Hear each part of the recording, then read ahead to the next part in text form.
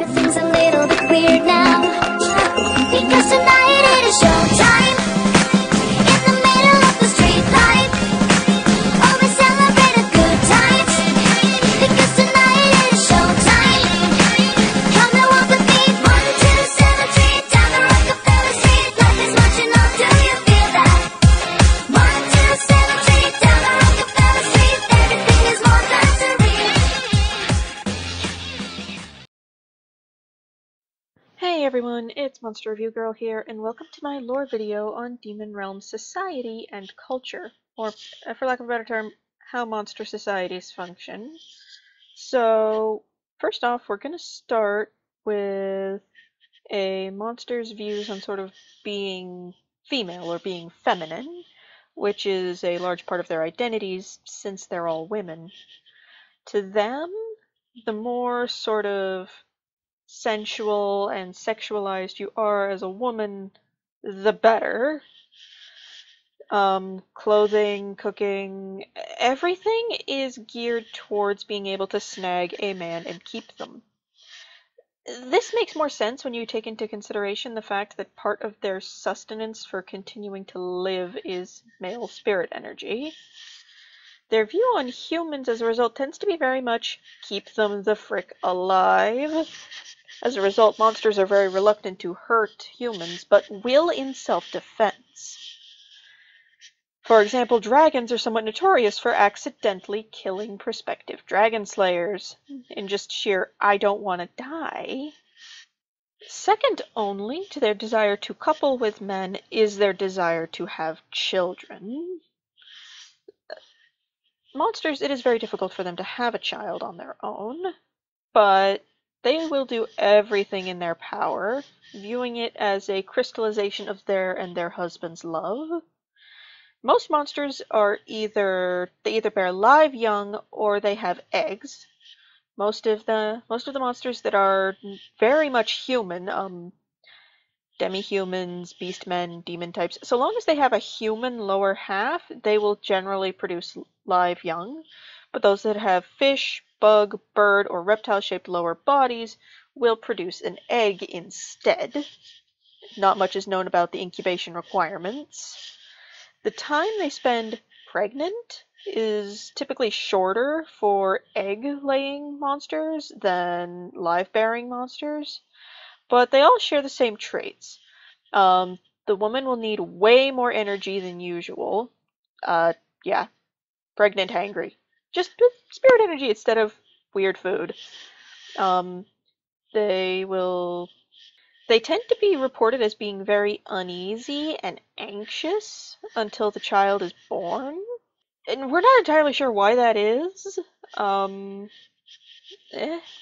Children, monsters tend to be very good mothers, and they want their children to be better than them in just about every single way.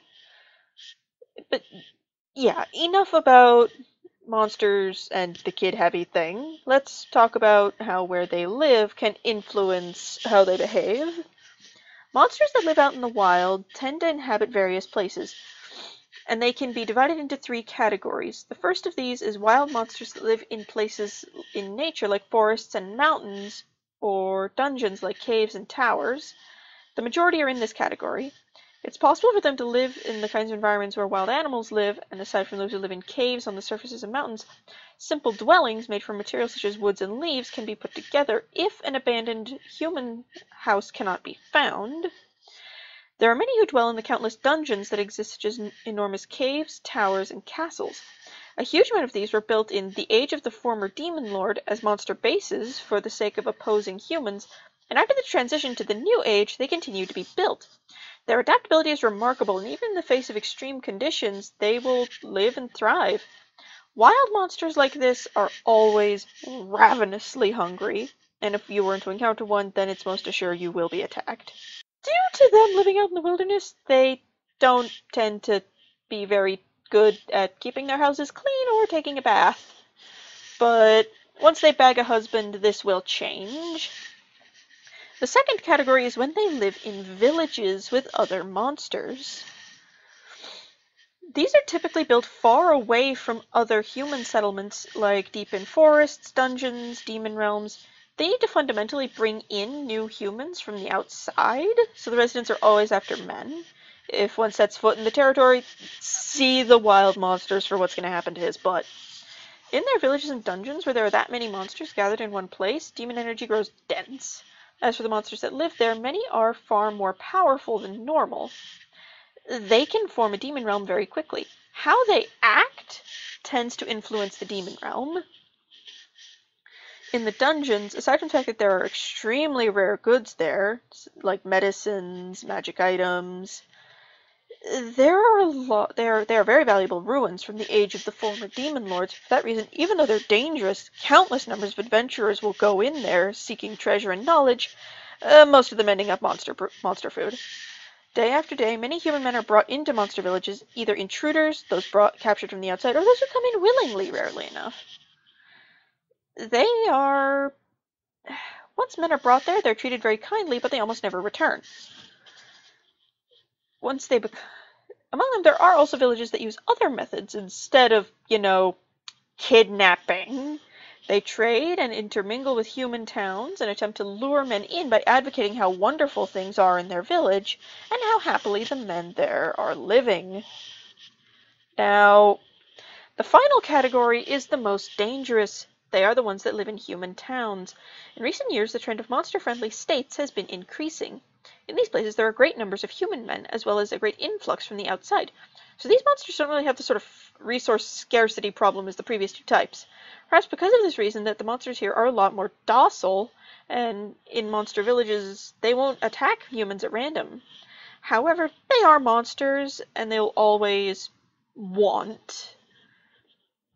While they will restrain themselves from committing assault, they will still, do everything in their power to lure a man into wanting them. Some are even spreading into anti-monster states, changing the land into a demon realm full of monsters very quietly until there's nothing that can be done. It's believed that this is part of how Lescaite basically went. Okay, so monsters that live in the wild don't really have jobs.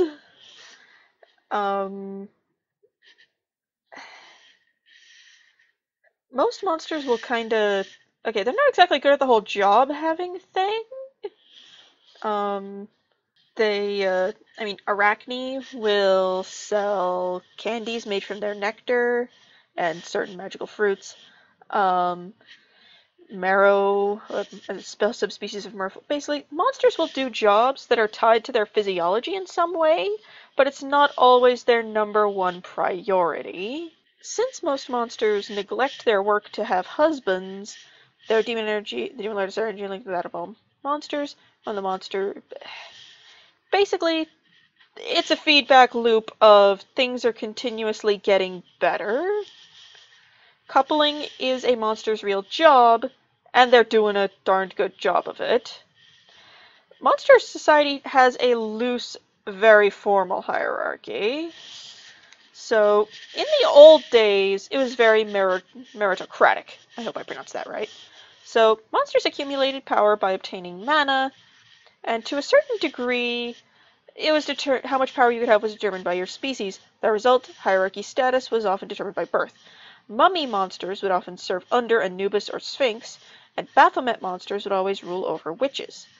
Members of higher-ranked members of the Lamia family, the Echidna, have higher positions than the Medusae or the Lamia. However, this has become more of a formality than the absolute obedience than it was before. Outside of formalities like maintaining a dungeon, group-grabbing men, or battling order forces, things are mostly egalitarian, which is kind of cool. Even so, Sabbath and the army do have a hierarchy. Although the lower monsters respect and love their superiors, they don't absolutely obey, and higher ranks don't restrict the lower ranks. Especially when it comes to squabbles over men, rank is meaningless and they can compete equally for the guy.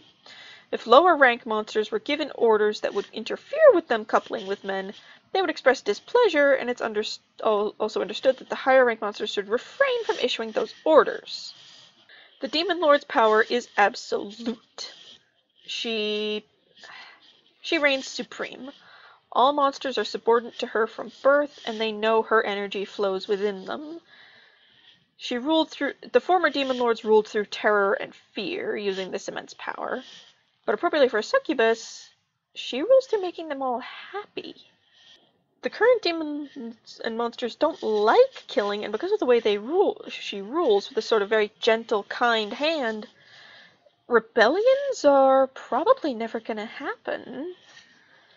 She's their equivalent to a goddess, and they wouldn't dare go against her because they love her too much. In areas like Zipangu, they are very respectful to the Demon Lord, but they don't view themselves as her subordinates. Most of them obey powerful local monsters more than they would obey the Demon Lord. Monsters who follow the fallen god are very much the same way. Monsters aren't exactly the most religious things, but they do worship a few faiths. The gods of fighting and love, Ares and Eros, have monster adherents because they are neutral on the stance. Several gods have taken the Demon Lord's side. The fallen god, the god of the sea, they have extremely high numbers of monster adherents, and they aren't exactly on the best of terms with the chief god right now. Sometimes not only divinities but other monsters are treated as gods. It's especially common in Zipangu, where very powerful monsters such as Inari and Ryu are worshipped as goddesses. While the monsters don't ask for it, they will often receive tribute and offerings, and as a result these monsters have no trouble finding a husband. Under the sea, society is pretty much revolving around the protection of the sea bishops. Monsters who can perform the ritual that allows human men to live underwater, so they can be with their monstrous wives, the mermaids, and everything else that lives down there. That's kind of demon society in a nutshell. Like, they are clicking around on all cylinders and growing stronger by the day. My next video is going to be on the Ryu dragon subspecies.